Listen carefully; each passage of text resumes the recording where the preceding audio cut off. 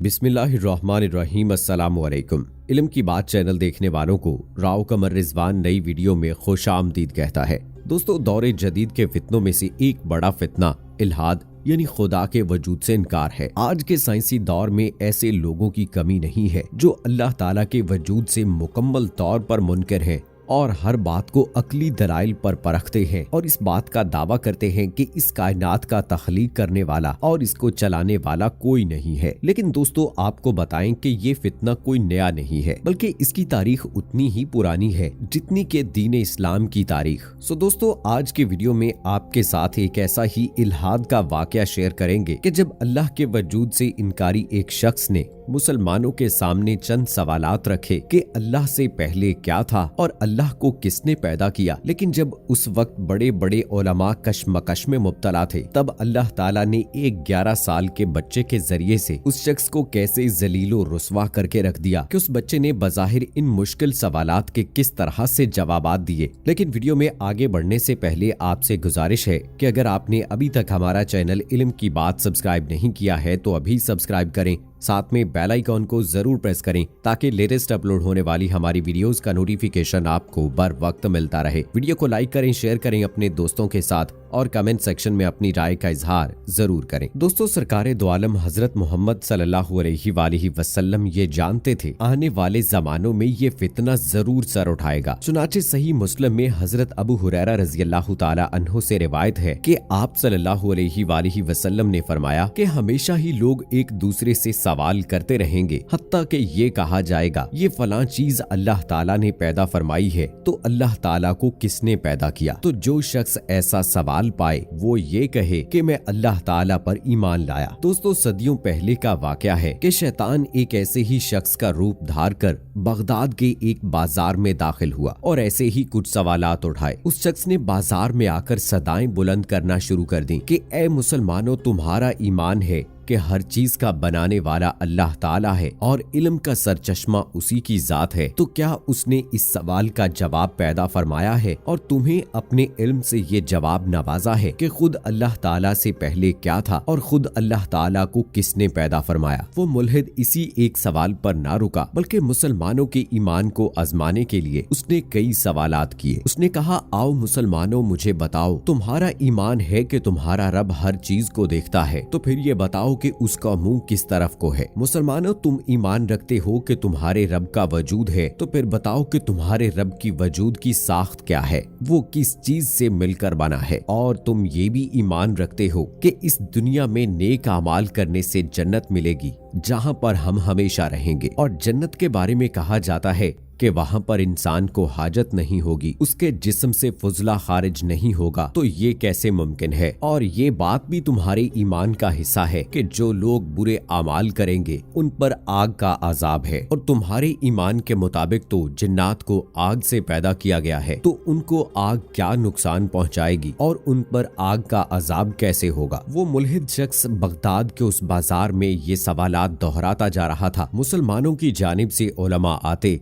और उसे कुरान से रेफरेंस देते, मगर वो कुरान पाक की कोई भी दलील मानने से इनकारी था। महज अकली दलाइल देकर आप इस चीज पर कायल कर सकते हैं कि खुदा अपना वजूद रखता है। बड़े बड़े उलमा और मनाजिर इस कशमकश का शिकार हो गए। वो शख्स रोजाना उस बाजार में आता और अपने सवालात बाआवाज़े बुलंद दोहराता और जवाबात का इंतजार करता। एक रोज मामूल के मुताबिक बाआवाज़े बुलंद वो अपने सवालात दोहरा रहा था कि मजमे में से एक 11 साल का बच्चा सामने आया और उसे मुखातिब करके बोला कि ए जिंदीक, तू अपने सवालात मुझे बता, मैं तेरे सवालात के जवाबात दूंगा। पहले वो ये शख्स समझा कि शायद किसी के कहने पर ये बच्चा उसका मजाक उड़ा रहा है, मगर जब उसने 11 साला बच्चे के चेहरे पर संजीदगी देखी तो उसने अपने सवालात उस बच्चे को बताना शुरू किए और कहा कि बताओ कि अल्लाह से पहले क्या था और उसे खुद किसने पैदा किया। वो बच्चा बहुत इत्मीनान से मुस्कुराया और उसने पूरे एतमाद के साथ उसे कहा कि मैं इस सवाल का जवाब तुम्हें देता हूँ, मगर पहले तुम 10 से उल्टी गिनती शुरू करो। उस जिंदीक ने 10 से उल्टा गिनना शुरू किया और 1 पर आकर रुक गया। उस बच्चे के कहने पर उसने दोबारा गिनती की और हर बार वो 1 पर आकर रुक जाता। उसके रुकने पर जब बच्चे ने इसरार किया कि इससे आगे भी तो पढ़ो, तो वो मुल्हिद शख्स उकताकर बोला कि 1 से पहले कुछ नहीं है, सिफर आता है। तो वो बच्चा मुस्कुराकर बोला कि अच्छा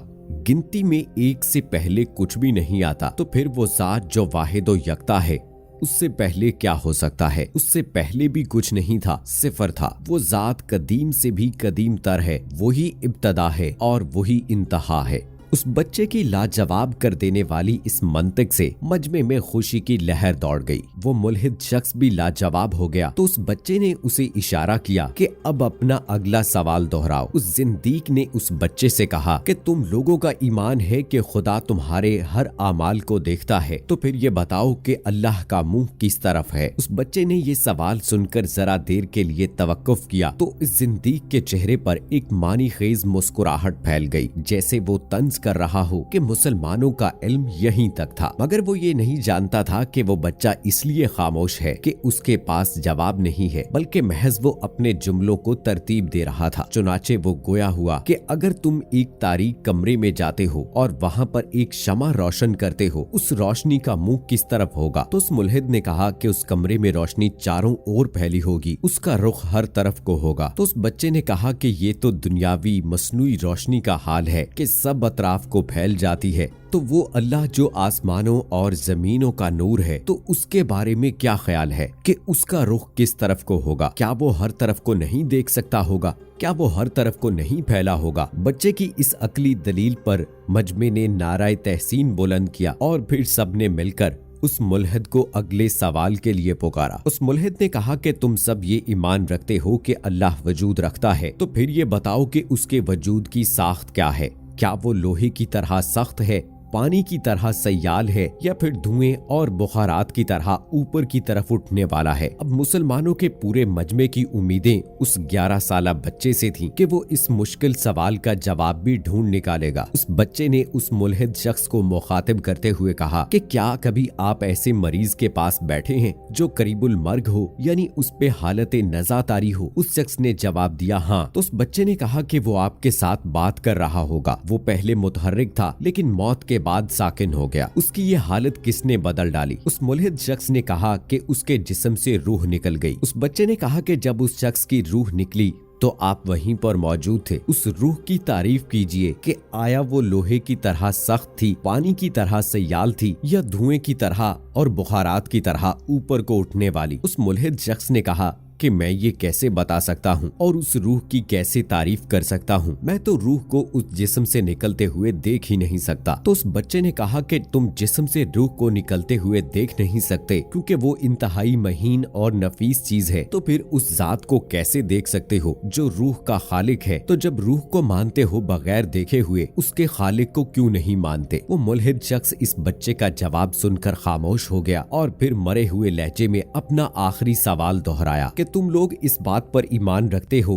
कि इस दुनिया में नेक आमाल करने पर जन्नत मिलेगी, जहाँ पर मोमिनीन हमेशा हमेशा के लिए रहेंगे, मगर वहाँ उनको हाजत नहीं होगी। वो जो कुछ खाएंगे पिएंगे मगर उनके जिस्म से फुजला खारिज नहीं होगा। ये कैसे मुमकिन है? तो उस बच्चे ने कहा कि हम, आप, तुम और सब रहमे मादर में 9 माह तक रहते हैं, खाते हैं, पीते हैं, लेकिन बोलो बराज नहीं करते। तो जन्नत जैसी पाक और साफ जगह पर हम ये कैसे कर सकते हैं? ये ऐन हकीकत है, ये ऐन मुमकिन है कि जन्नत में हम जो कुछ मर्जी हो खाएं पिएं, मगर हमें कोई हाजत नहीं होगी। उस मुल्हिद ने बड़ी बेताबी से अपने सवाल का दूसरा हिस्सा दोहराया कि तुम लोग ये कहते हो कि बदअफ़ाल पर दोज़ख में डाला जाएगा जो भड़कती हुई आग है, और तुम्हारे अकीदे के मुताबिक जिन्नात को अल्लाह ताला ने आग से तख्लीक किया, तो आग से तख्लीक होने वाली मखलूक पर आग कैसे असरअंदाज हो सकती है? उस बच्चे ने कहा कि इस सवाल के जवाब के लिए मुझे एक फेल करना होगा, अगर आप नाराज ना हो। उस शख्स ने हामी भरी और उस बच्चे ने जमीन से मिट्टी की कुछ मिकदार उठाई और उस मुल्हिद शख्स के चेहरे की तरफ फेंक दी और उसकी आंखों में डाल दी। वो बिगड़ कर बोला कि ये तुमने क्या किया? तो उस बच्चे ने कहा कि जैसे तुम इस मिट्टी से,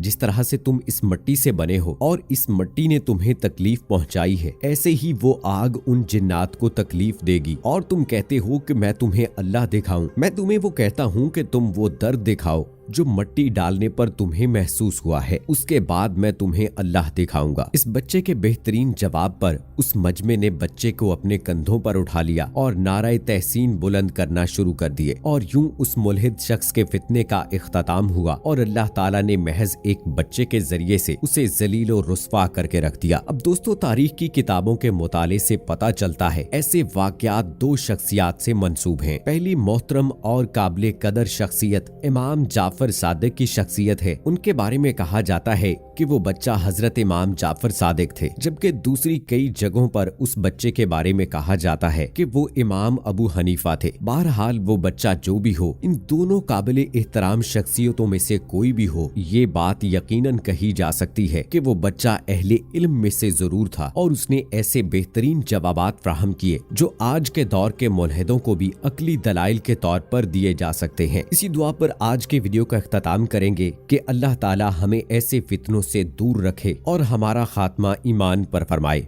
आमीन सुम्मा आमीन। दोस्तों, हमारी इस दुआ में शामिल होने के लिए कमेंट बॉक्स में आप भी आमीन जरूर लिखिएगा और मुझे अगली वीडियो तक इजाजत दीजिए।